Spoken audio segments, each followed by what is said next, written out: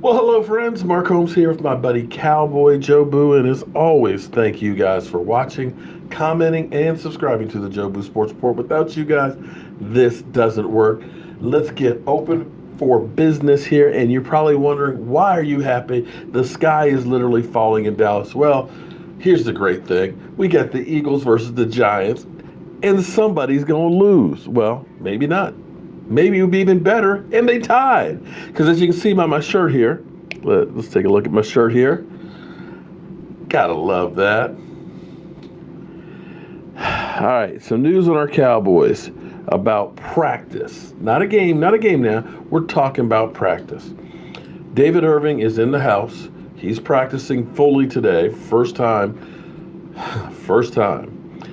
and will be active this week. He's dealing with a whole lot of stuff between the attorney and trying to get custody of his daughter, his housing situation and all that.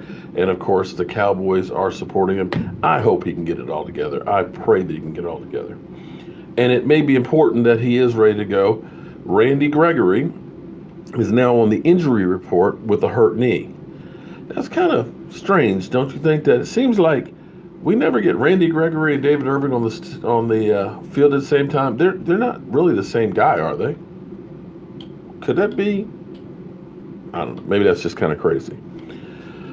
But everybody is practicing today except Sean Lee, who is getting close to returning, as well as Malik Collins. Everybody else is working. Some people a little more limited than others. Tyron Smith is getting, limited in practice, but is expected to play on Sunday and so forth. So for the most part, we're pretty healthy as can be, although I will preface it that saying that basically when you show up for training camp, that's the healthiest you're going to be. The rest of the way, it's just how uninjured are you, because you are really hurt every week. It just gets to be a battle of attrition. Who can still stand by the end of the year? Now, we all know about the drama that's in Dallas. We've got everybody chiming in on the Dallas Cowboys' putrid offense. We had Alan Hearns basically talking about the play calling, talking about the blocking, talking about Dak Prescott, talking about everybody that is. Now, I'm actually glad to hear that before this thing aired, he actually texted Dak and they talked, and Dak's like, hey, we're good. Don't worry about it. We're cool. And Dak had actually come back and said, I don't worry about our Cowboys locker room splitting. We have great leadership and great men in the locker room. And with that being said, anytime anything comes up and it's even a hint that it could become something, we address it immediately. And that's exactly what he meant, or as we found out that, Alan Hearns said, hey, look, man, here's what I said. This is going to hit the wires and everything else. They talked about it first. That's a good sign. That's a great sign, because what would be bad is it hits the wires and then Dak reads this like, what the F? Or, you know what I'm saying? It's better to say, hey, man, here's what's going on, had a conversation, so you're not caught off guard. Because what happens when you're caught off guard, a lot of times you'll end up turning around and it'll get blown out a lot more than what it really is, especially since what are being said sometimes are taking out of context, as opposed to all of the whole story. Sometimes you can say something that sounds completely awful until you read the whole story. Remember that. So don't get too bent out of shape until you see the whole picture. Now, as we know, Troy Aikman basically said, he questions about some of the accuracy that Dak Prescott has. And Dak's response to that was, I can improve. That's why I go out every day and try and do everything that I can to get my feet right. Make sure it's in line, feet and eyes in line. Just make sure that the ball is coming right out of my hands right away. This is one of those things that I'm reading between the lines. Let me read this to you again. Dak Prescott says, I quote, I can improve. That's why I go out there every day and just try to do that in everything I do. Get my feet right, make sure it's all in line, feet and eyes in line. Just make sure the ball is coming out of my hands the right way.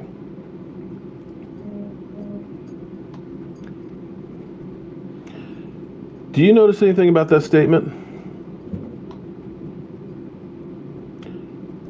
Think about it. Let me read it one more time to you to make sure to see if you get this.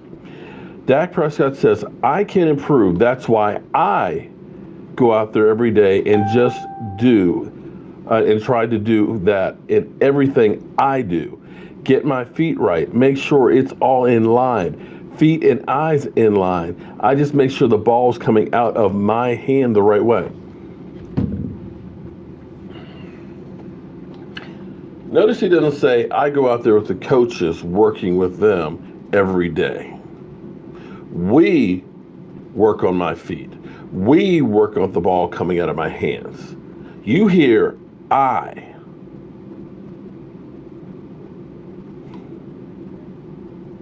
Key the music. That's the problem. I don't believe we're getting coached. We're not having somebody who's checking his footwork, his mechanics, that is working with this. That alone is the problem. When you say I, he's not even including the coaches in that statement. Maybe I'm wrong. Maybe I got this wrong. Maybe it's different. But what I just read right there was I. I don't hear we. I don't hear the team. I don't hear Coach Linehan. I don't hear Kellen Moore. If he's the one responsible for figuring out his play, his mechanics, we got a big problem. And maybe that explains a lot. Maybe that just explains a lot. I go out there. I watch my footwork. Yeah. People keep saying I'm just a Dak defender. I want him to succeed. I will not lie to you. I want him to succeed for the betterment of that star on that helmet. I want to see him be great. But I believe that he is being failed by coaching to teach him, to correct him, to put him in a position to win. Because the amazing thing to me is, as I look at this team and how we do things, as Jason Garrett says, is how many guys leave here and get a ring? Marty B, remember we couldn't play him. No, he wasn't good enough, but yet he had a great career, got a ring. Wade Phillips went to Denver, he got a ring. DeMarcus Ware, he went to Denver, got a ring. I see all these people that we can't seem to work with. Sean Payton, he goes to New Orleans. He coaches a team to a ring. Somehow we let people go that we can't work with, but they succeed because I believe the problem is the coaching. You can think I'm an idiot. You can say I'm just defending Dak because, he's my, looks like my son or whatever. I'm trying to put out there reasons why we have problems, and maybe, just maybe, somebody will see it and think about it and maybe make a change, because something is rotten in Denmark and it stinks. I'm Mark Holmes, and you're up to date on the Dallas Cowboys, and I can't wait to watch one of those teams go down the toilet tonight, the Eagles or the Giants. As a Cowboy fan, who are you rooting for? It's hard for me to root for either of those teams because really it's like a bullet to the head or a bullet to the chest. Either one's going to kill me. But I guess it would be nice to see the Eagles fall a little bit further, wouldn't it? The last 2 weeks I've picked the Eagles and they've lost, so maybe I need to pick the Eagles. I'm Mark Holmes. This is Cowboy Joe Boo, and as always, thank you guys for being part of the Joe Boo Sports Report. I'll see you soon.